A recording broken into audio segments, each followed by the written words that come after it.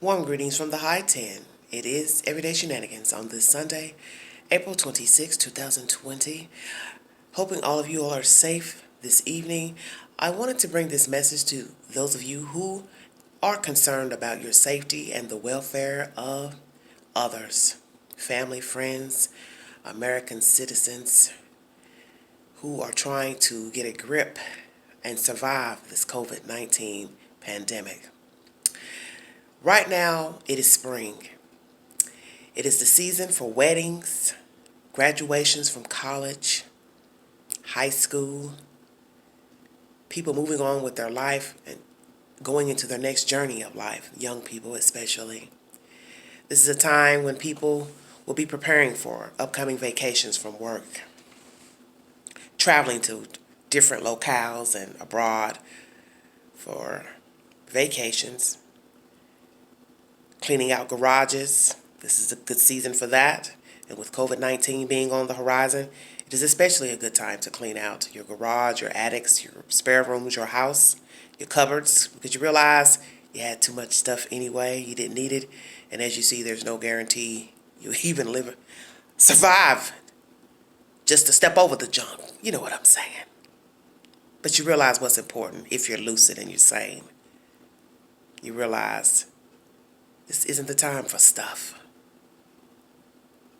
Being alive and healthy is more important.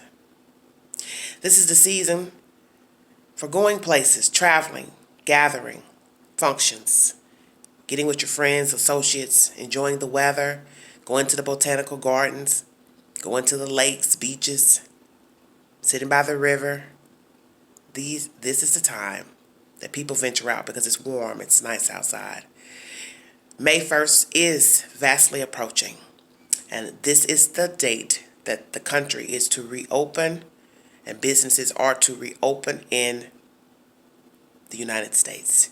Some people open their doors on Friday for businesses. What will become of us if the doors are open May 1st, 2020? The pandemic is still at large. People are still being sick. I've brought you a video today stating that people are dying of strokes at their homes and in the hospitals.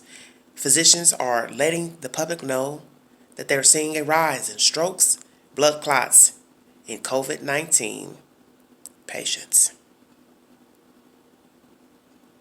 So is it a good idea for there to be a reopening of businesses, schools, churches, functions, sporting events, May 1st.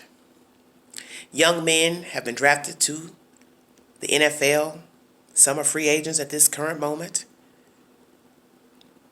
One young man I know has been fortunate to be signed with the Cincinnati Bengals. What will be his fate in the league? What will happen from summer till fall? Will he and other young men and women who have signed with teams be able to play, perfect their craft in football, basketball, soccer?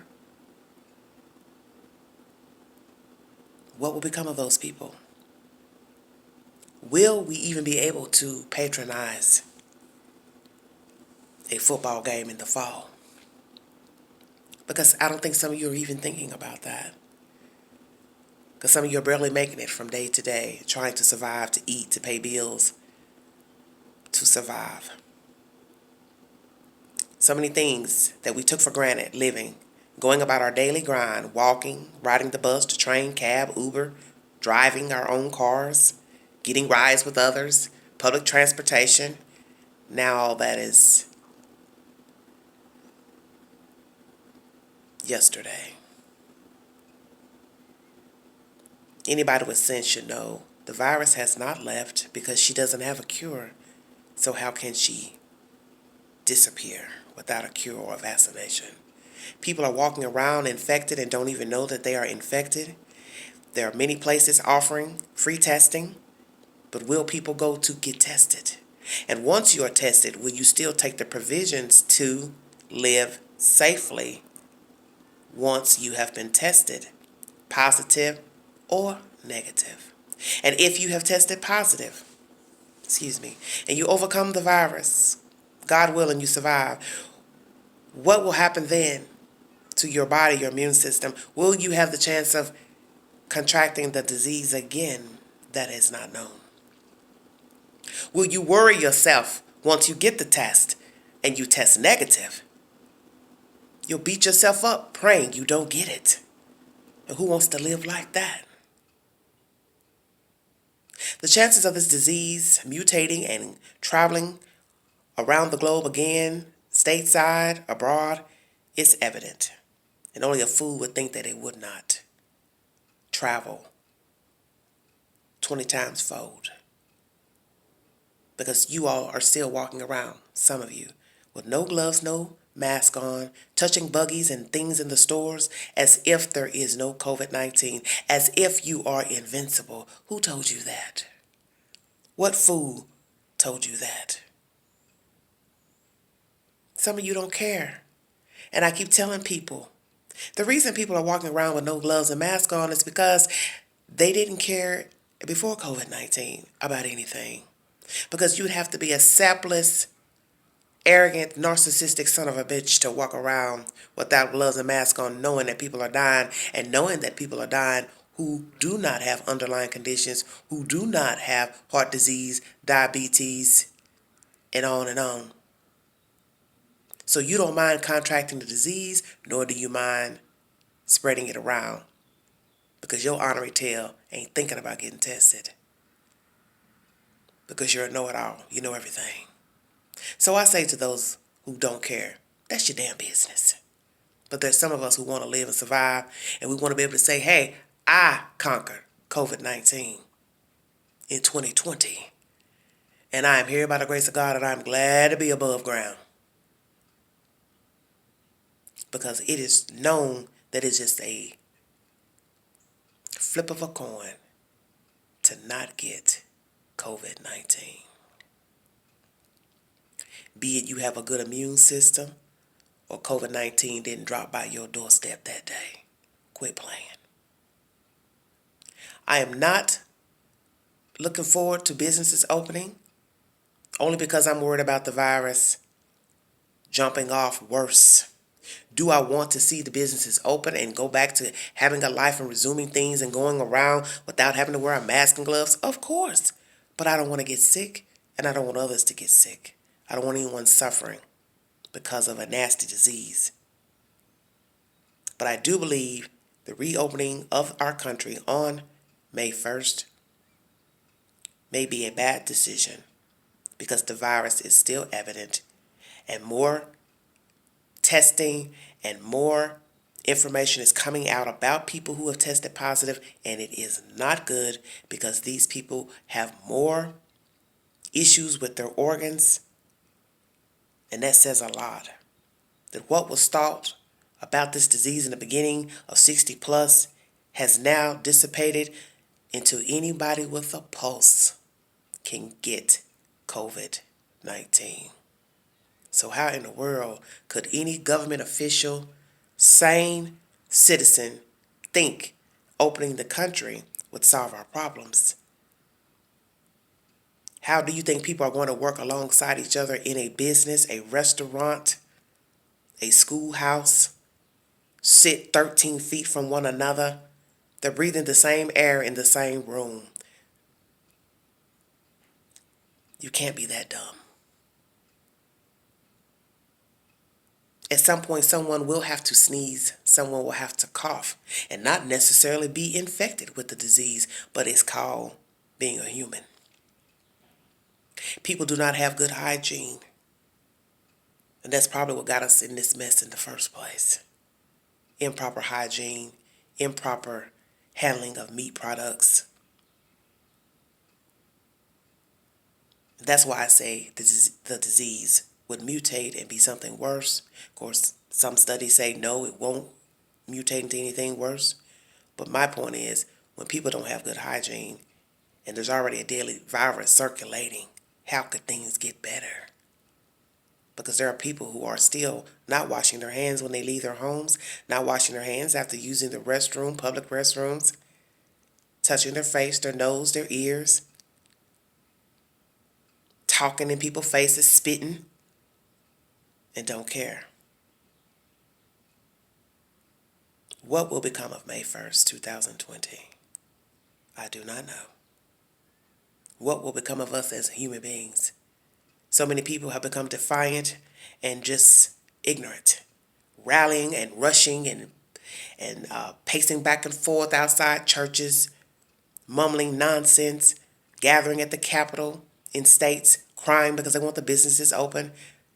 No masks, no gloves, not giving a damn about themselves and anyone else. And as I've told many of you, that is the attitude they had before COVID-19. You're trying to make something be that ain't. You're willing to risk your health so you can go to the movie, catch a game, gather in church, a wedding, shop at Target, Walmart, Costco, and then later get sick and cry wolf. Woe is me.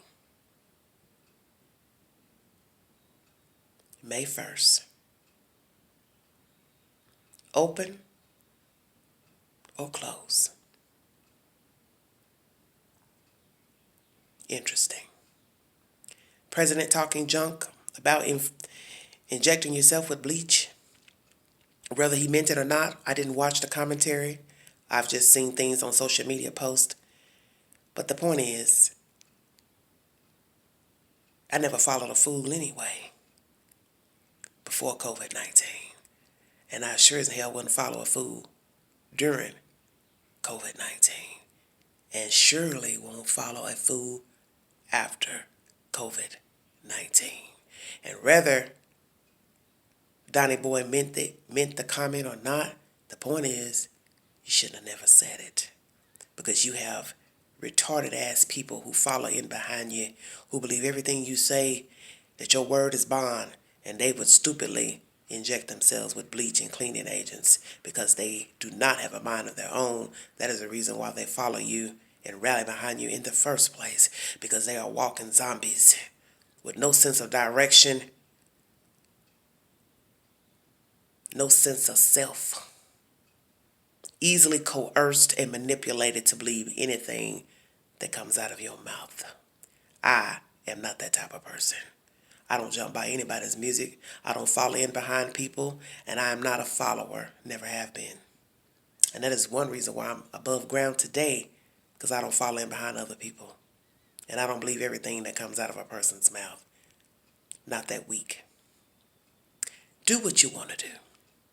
You want to patronize and run into stores and go to the movies, bowling alleys, whatever business is open, get your nails done. That is your choice. But don't knock somebody else because they don't want to do that. Because they want to live and they want to wait a while to see if this virus can die down. Hell, at least by June.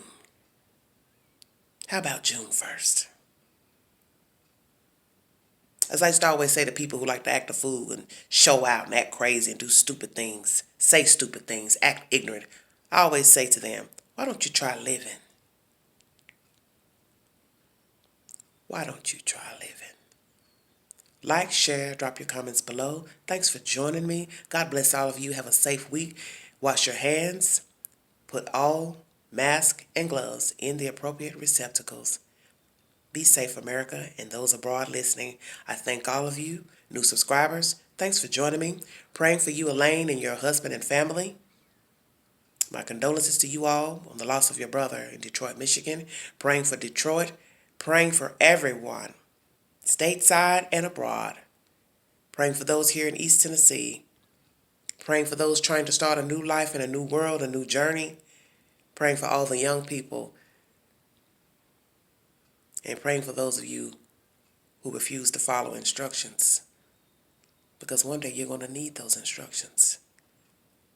And then maybe one day you're going to fall by the wayside because you would not listen. So we're going to pray for you too.